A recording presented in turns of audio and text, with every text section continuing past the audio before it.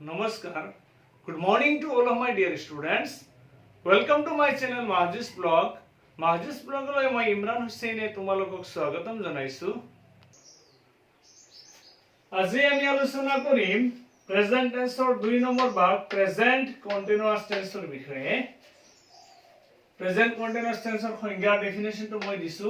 বৰ্তমান সময়ত কোনো এটা কাম চলি থকা বা হৈ থকা বুজালে তাক প্ৰেজেন্ট কন্টিনিউয়াস টেন্স বোলা হয়। অৰ্থাৎ বৰ্তমান সময়ত কোনো এটা কাম চলি থকা বা হৈ থকা বুজালে তাক কি বুলি কওঁ আমি প্ৰেজেন্ট কন্টিনিউয়াস টেন্স বুলি কওঁ। ফৰ্মেশন বা গঠন প্ৰেজেন্ট কন্টিনিউয়াস টেন্সৰ গঠনটো হৈছে সাবজেক্ট প্লাস এম বা ইজ বা আৰ প্লাস মূল ভাৰ্বৰ লগত আইএনজি প্লাস অবজেক্ট। তোমালোকে টেন্স কাৰেক্ট কৰাৰ কাৰণে কিছুমান মই চিহ্ন নিজে লিখি দিছো। নাও, at present, still, soon, look, hurry, wait, because, don't. এইকেইটা হৈছে প্ৰেজেন্ট কন্টিনিউয়াস টেন্সৰ চিহ্ন। এই এক্সাম্পল নম্বৰ 1 আমি পাইছিলো যে বৰ্তমান সময়ত কোনো এটা কাম চলি থকা বা হৈ থকা বুজালে তাক আমি কি বুলি কওঁ প্ৰেজেন্ট কন্টিনিউয়াস টেন্স বুলি কওঁ। অৰ্থাৎ এতিয়া আমি গ্ৰামাৰৰ বিষয়ে আলোচনা কৰি আছো। এইটো বৰ্তমান সময়ত কোনো এটা কাম চলি আছে বা হৈ আছে। We are discussing grammar now. এতিয়া আমি গ্ৰামাৰ আলোচনা কৰি আছো। Example number 2, still he is studying in a college. এতিয়াও বৰ্তমানে কি এখন কলেজত পঢ়ি আছে। Still he is studying in a college. আমি চিহ্ন পাই গলো still. Example number 3, I am writing a letter now. মই এতিয়া এখন চিঠি লিখি আছো। বৰ্তমান সময়ত কোনো এটা কাম চলি থকা বা হৈ থকা বুজালে তাক আমি কি বুলি কওঁ প্ৰেজেন্ট কন্টিনিউয়াস টেন্স বুলি কওঁ। I am writing a letter now. মই এতিয়া এখন চিঠি লিখি আছো।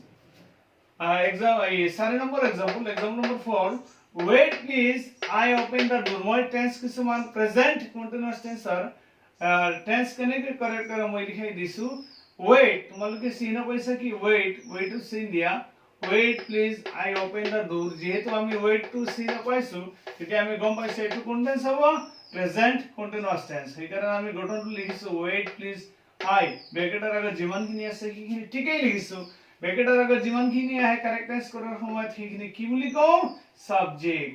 প্ৰেজেন্ট কন্টিনিউয়াস টেন্সৰ গঠন কেনেকৈ সাবজেক্ট প্লাস এম বা ইজ বা আই লগত কি হয় সদায় এম হয়।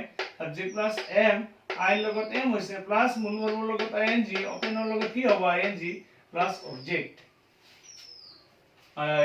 Example number 5, it go to rain very soon. আমি চিহ্ন কি পাইছো সংকেত। মই তোমালোকক সংকেত লিখাই দিছো soon to কোন টেন্সৰ চিহ্ন প্ৰেজেন্ট কন্টিনিউয়াস টেন্সৰ চিহ্ন soon আমি পাইছো। সেইকাৰণে ব্ৰেকেটৰ আগত যিমান আহে সেইখিনিকে আমি কি বুলি কওঁ কাৰেক্টনেছ কৰাৰ ক্ষেত্ৰত সাবজেক্ট। সেইকাৰণে ব্ৰেকেটৰ আগত ইটো লিখিলো সাবজেক্ট। প্ৰেজেন্ট কন্টিনিউয়াসৰ গঠন কেনেকুৱা প্ৰেজেন্ট কন্টিনিউয়াস টেন্সৰ গঠন সাবজেক্ট প্লাস এম বা ইজ বা আৰ তেতিয়া ইটোৰ লগত কি হ'ব ইজ হ'ব প্লাস মূল ভাৰ্বৰ লগত আইএনজি গো ভাৰ্বৰ লগত আইএনজি টু ৰেইন ভেৰিয়েশন বাকিখিনি সব হ'ল object. Example number 6, look at it, I draw the map of India. আমি চিহ্ন কি পাইছো look। মই তোমালোকক লিখাই দিছো ইয়াত look।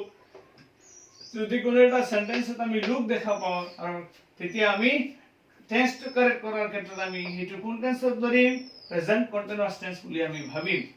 look at it, I draw the map of India ইয়াত দিয়া আছে। I লগত এম হ'ব সাবজেক্ট প্লাস এম বা ইজ বা আৰ প্লাস মূল ভাৰ্বৰ লগত ING drawing, I am drawing the map of India. Example number 7, the child cry because it is hungry. আমি পাইছো the child cry because it is hungry. চিহ্ন আমি কি পাইছো because। মই তোমালোকক because লিখি দিছো কৰবাত because ইয়াত প্ৰেজেন্ট কন্টিনিউয়াস টেন্সৰ চিহ্ন বা সংকেতত মই লিখি দিছো কি because। যেহেতু তোমালোকৰ টেন্স কাৰেক্ট কৰাৰ ক্ষেত্ৰত একেবাৰে সহজ হৈ যায় তোমালোকে এইখিনি যিমান পাৰা চিহ্ন প্ৰত্যেক টেন্সৰ ফৰ্মেশন গঠন আৰু চিহ্নখিনি মুখস্থ কৰি লবা তেতিয়া তোমালোকৰ টেন্স কাৰেক্ট কৰাৰ ক্ষেত্ৰত একেবাৰে সহজ হৈ যাব। the child cry because আমি ইয়াত চিহ্ন পাইছো কি সংকেত because। আমি জানো যে because পালে এইটো কোন টেন্স হয় সদায় প্ৰেজেন্ট কন্টিনিউয়াস টেন্স হয়।